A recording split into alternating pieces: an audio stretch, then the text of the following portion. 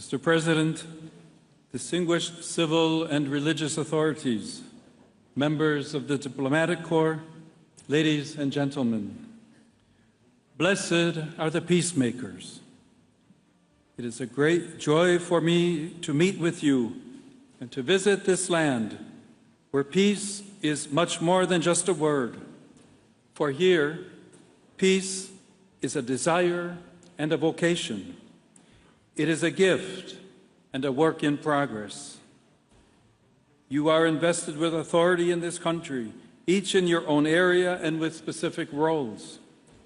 It is in light of this authority that I wish to address to you the words of Jesus that have been chosen as the central theme of my journey. Blessed are the peacemakers. Certainly, there are millions of Lebanese here and throughout the world who serve peace silently day after day. Yet you who have important institutional tasks within this nation are destined for a special beatitude if you can say that you have put the goal of peace above all else. In this meeting, I would like to reflect with you a little on what it means to be peacemakers in circumstances that are highly complex, conflictual, and uncertain. In addition to Lebanon's natural beauty and cultural riches, which have been praised by those of my predecessors who visited your country, there is a shining quality that distinguishes the Lebanese. You are a people who do not give up, but in the face of trials, you always know how to rise again with courage.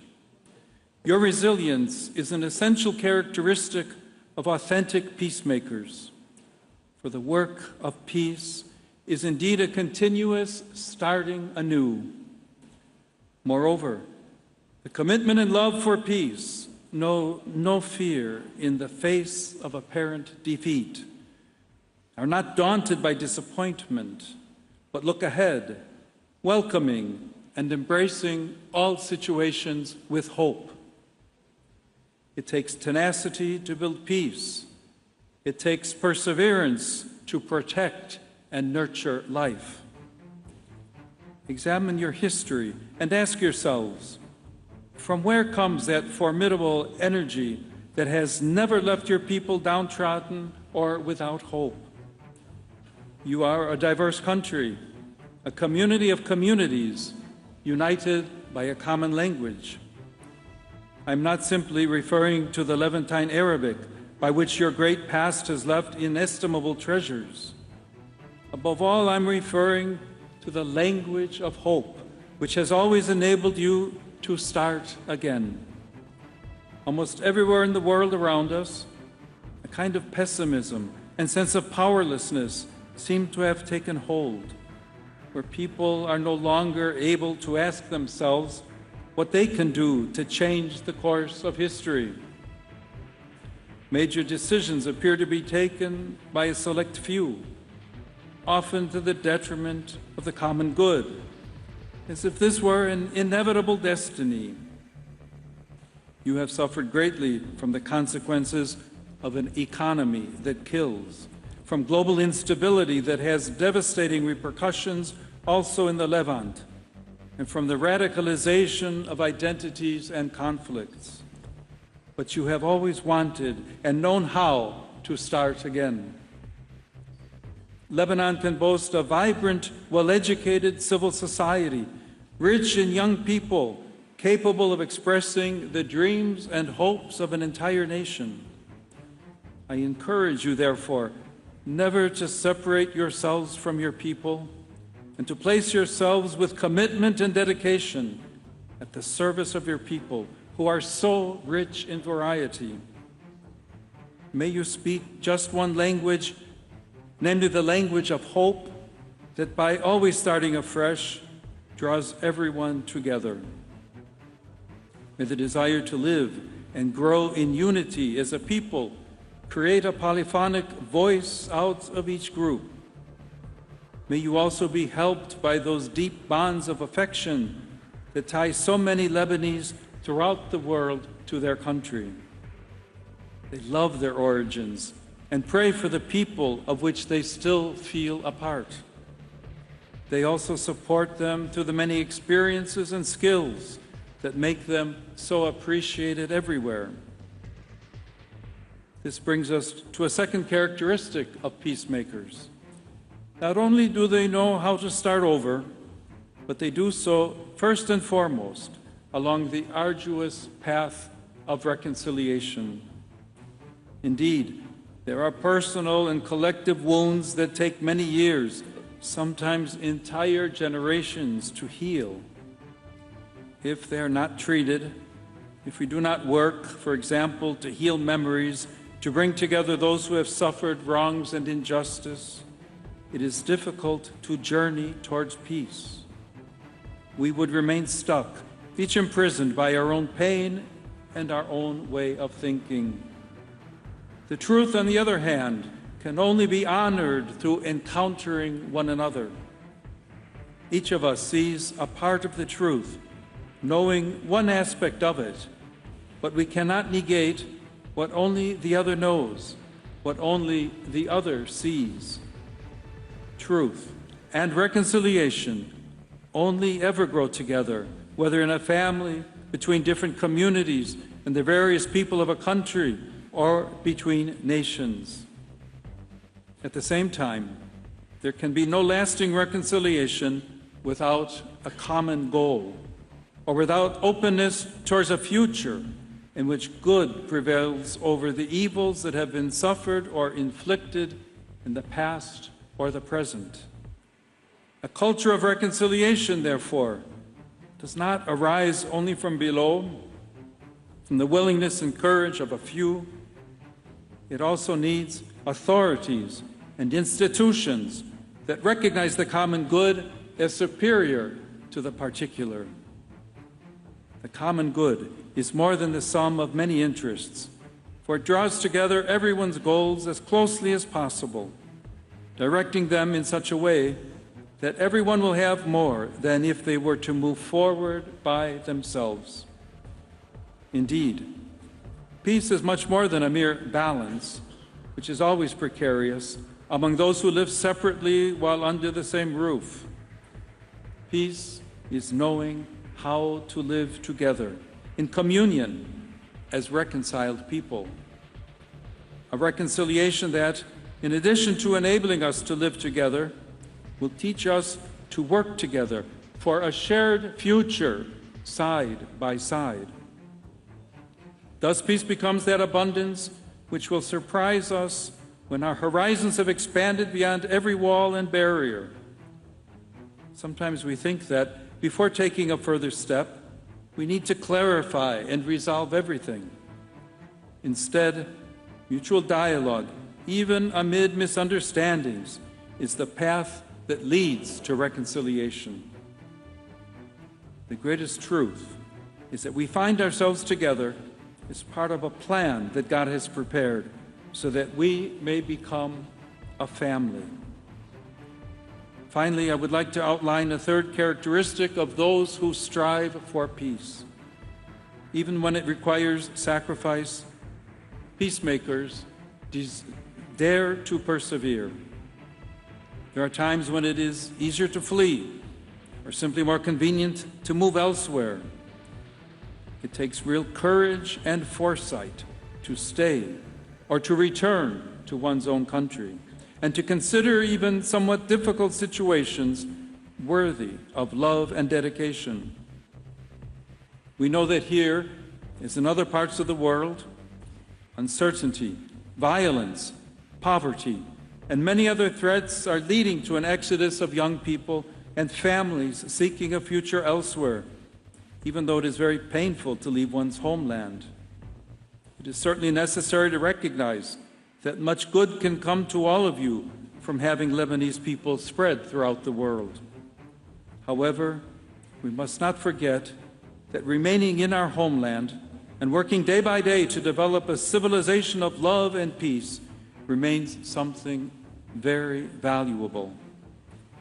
Indeed, the Church is not only concerned about the dignity of those who move away from their own countries. She does not want anyone to be forced to leave their country. Moreover, the Church wants those who wish to return home to be able to do so safely. While human mobility represents an immense opportunity for encounter and mutual enrichment, it does not erase the special ties that unite each person to certain places to which they owe their identity in a very special way. Moreover, peace always grows in a concrete, living context made up of geographical, historical, and spiritual bonds. We need to encourage those who foster and nurture them without giving in to sectionalism or nationalism. In his encyclical Fratelli Tutti, Pope Francis indicated the way forward. I quote, "We need to have a global outlook to save ourselves from petty provincialism. When our house stops being a home and starts to become an enclosure, a cell, then the global comes to our rescue, like a final cause that draws us towards fulfillment. At the same time, though, the local has to be eagerly embraced, for it possesses something that the global does not.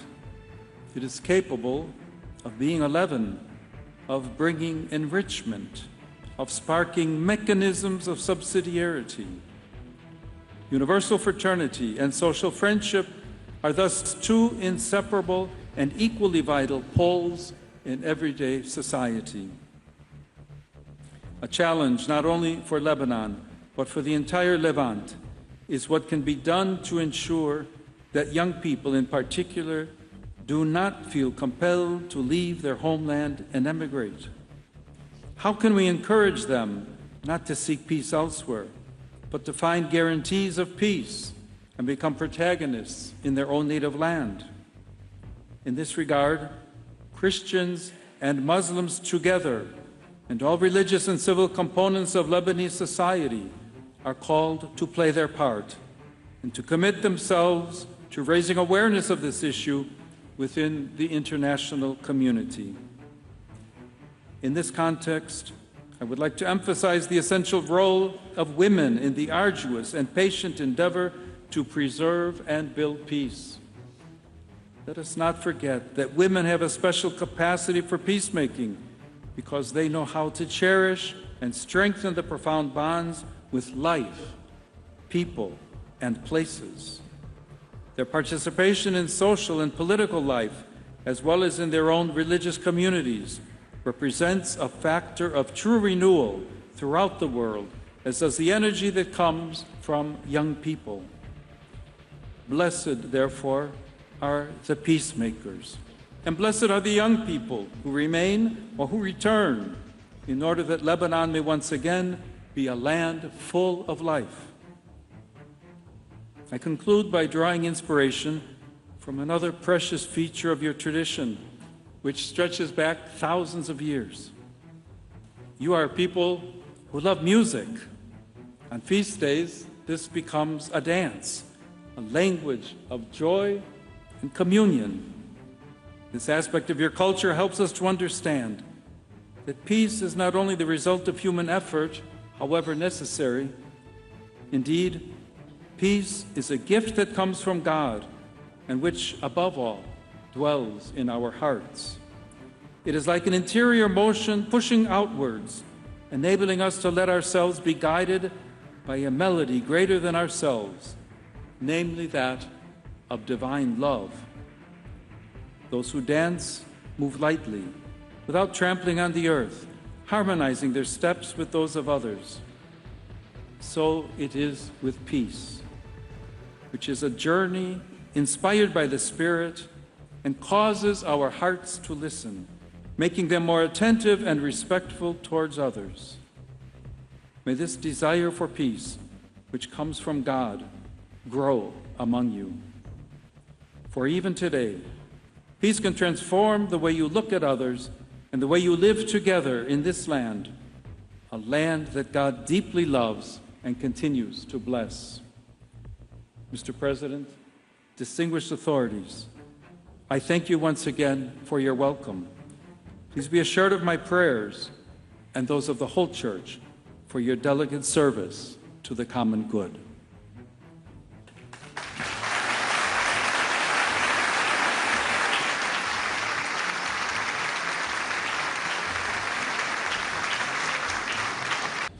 مساء الخير وأهلا وسهلا. Good evening and welcome to Lebanon. قداسة البابا لون الرابع عشر، بفرح عظيم أرحب بكم رسول سلام في وطن السلام. بشرف عظيم وباسم الشعب اللبناني بكل مكوناته وطوائفه وانتماءاته أرحب بكم في هذا الوطن الصغير بمساحته الكبير برسالته. لبنان الذي كان وما زال أرضاً تجمع بين الإيمان والحرية، بين الاختلاف والوحدة، وبين الألم والرجاء. صاحب القداسة، إنكم لا تزورون بلداً عادياً، بل أرضاً محفوفة بخطوات التاريخ المقدس. فقد ذكر لبنان في الكتب المقدسة مراراً رمزاً للعلو والثبات والقداسة. قد استعمل نشيد الأناشيد جبال لبنان وغاباته كرموز للجمال والروعة والنقاء. فغدت هذه الأرض شاهدة على عظمة الخلق ووفاء للتاريخ المقدس. بفخر عظيم أرحب بقداستكم على أرض الكنعانية الراجية شفاء ابنتها، حتى قال لها يسوع: يا امرأة عظيم إيمانك، ليكن لك كما تريدين. وشعبنا اليوم كله يا صاحب القداسة مثل تلك الكنعانية. إيماننا عظيم ورجاؤنا شفاء النفوس والقلوب والعقول من الأحقاد والحروب والدمار. أهلا وسهلا بكم على الأرض المسيجة بالعذراء والمكرسة لاسمها، من أقصى الجنوب حتى أقصى الشمال، وفي الوسط سيدة المنطرة قرب صيدا، حيث انتظرت العذراء ابنها يسوع، حتى جعلنا يوم بشارتها عيداً وطنياً لكل طوائف لبنان، في ظاهرة لم يعرفها أي بلد آخر في العالم. أهلاً وسهلاً بكم على الأرض التي من بعض مائها المتدفق من حصباني الجنوب تعمد يسوع في نهر الأردن. لبنان ليس مجرد أرض تاريخية، بل موطن القديسين العظام، ومنهم القديس شربل الذي ستزورون مقامه المبارك. كرمه الله بعطايا ومعجزات امتدت لكل البشر دون تمييز بين الأديان، مظهراً وحدة الشعب اللبناني وإيمانه العميق. هذا هو لبنان الذي يستقبلكم اليوم يا صاحب القداسة. لبنان الذي تكون بسبب الحرية ومن أجلها، لا من أجل أي دين أو طائفة أو جماعة. وطن الحرية لكل إنسان والكرامة لكل إنسان. وطن فريد في نظامه، حيث يعيش مسيحيون ومسلمون مختلفين لكن متساوين، في نظام دستوري قائم على التساوي بين المسيحيين والمسلمين، وبالانفتاح على كل إنسان وضمير حي. هذه فرادة لبنان في العالم كله، وهذه دعوته لكل الأرض. ومن هنا واجب الإنسانية الحية الحفاظ على لبنان، لأنه إذا سقط هذا النموذج في الحياة الحرة المتساوية بين أبناء ديانات مختلفة، فما من مكان آخر على الأرض يصلح لها. وكما قلت في الأمم المتحدة في نيويورك: أكرر من بيروت: إذا زال المسيحي في لبنان سقطت معادلة الوطن وسقطت عدالتها، وإذا سقط المسلم في لبنان اختلت معادلة الوطن واختل اعتدالها، وإذا تعطل لبنان أو تبدل سيكون البديل حتماً خطوط تماس في منطقتنا والعالم بين شتى أنواع التطرف والعنف الفكري والمادي وحتى الدموي. هذا ما أدركه الكرسي الرسول دوما، ولهذا رفع قداسة بولس السادس صوته باكرا دفاعا عن وحدة لبنان وسيادته، كما خلد القديس يوحنا بولس الثاني لبنان في ذاكرة العالم بقوله التاريخي: لبنان أكثر من بلد، إنه رسالة في الحرية والتعددية معا للشرق كما للغرب، قبل أن يكرس سابقة كنسية استثنائية بتخصيص سينودوس عام خاص للبنان. وهو من قال عنا قبل 40 عاما بأن وجود المسيحية الحرة في لبنان شرط لاستمرارها وازدهارها في كل منطقتنا. ونحن نجزم اليوم بأن بقاء هذا اللبنان الحاضر كله الآن من حولكم هو شرط لقيام السلام والأمل والمصالحة بين أبناء إبراهيم كافة. وصولا إلى قداسة البابا بنديكتوس السادس عشر دائر المحبة والحكمة، الذي أكد من بيروت أن مستقبل الشرق لا يمكن أن يبنى إلا بالشراكة والتعددية والاحترام المتبادل. وكانت خطوته بالغة الدلالة والرمزية بأنه لم يعلن الإرشاد الرسولي الخاص بالشرق الأوسط إلا من لبنان. وها نحن نستقبلكم يا صاحب القداسة رابع خليفة للقديس بطرس يزور وطننا في خطوة لا تقل بلاغة في الرسالة والدلالة. إذا أردتم أن يكون لبنان أرض زيارتكم البابوية الأولى خارج روما، فجئتم إليه مباشرة من نيقيا، من أرض قانون الإيمان في ذكراه 1700، لتؤكدوا مجددا إيمانكم بنا ولنجدد معا إيماننا بالإنسان.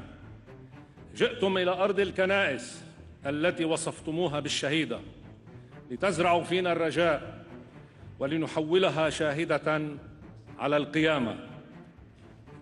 جئتم إلينا يا صاحب القداسة لنقرأ في وجهكم المضيء كلماتكم الرائعة في إرشادكم الرسولي الأخير: لقد أحببتك، بأن لمس جرح مقهور على الأرض هو كلمس جراح يسوع في التاريخ. وفي أرضنا اليوم وأرض منطقتنا الكثير من القهر والكثير من المتألمين، وجراحهم تنتظر لمستكم المباركة وتتطلع إلى سماع وإسماع صوتكم العظيم الشجاع. صاحب القداسة، أبلغوا العالم عنا بأننا لن نموت ولن نرحل ولن نيأس ولن نستسلم، بل سنظل هنا نستنشق الحرية ونخترع الفرح ونحترف المحبة ونعشق الابتكار وننشد الحداثة ونجترح كل يوم حياة أوفر. أبلغوا العالم عنا بأننا باقون مساحة اللقاء الوحيدة في كل منطقتنا، وأكاد أقول في العالم كله، حيث يمكن لهذا الجمع أن يلتقي حول خليفة القديس بطرس ممثلين متفقين لكل أبناء إبراهيم بكل معتقداتهم ومقدساتهم ومشتركاتهم. فما يجمعه لبنان لا يسعه أي مكان في الأرض، وما يوحده لبنان لا يفارقه أحد. بهذه المعادلة يعيش لبنان في سلام مع منطقته وفي سلام منطقته مع العالم. ومن الآن حتى يسمع المعنيون ويقتنعوا: لا خوف علينا صاحب القداسة، فبصلاتكم ودعائكم وبإيماننا بحقنا ووطننا باقون هنا أبناء الرجاء وأبناء القيامة، باقون هنا نور الشرق ومنارته وملح أرضه، وباقون هنا رسل محبة وخير. فمنذ البداية وحتى النهاية نحن تلاميذ من أوصانا ألا نخاف وأن نثق به، لأنه بمحبته وسلامه غلب العالم، ونحن شهود على ذلك وعاملون لتحقيقه. عاشت المحبة، عاش السلام، عشتم يا صاحب القداسة، عاش لبنان.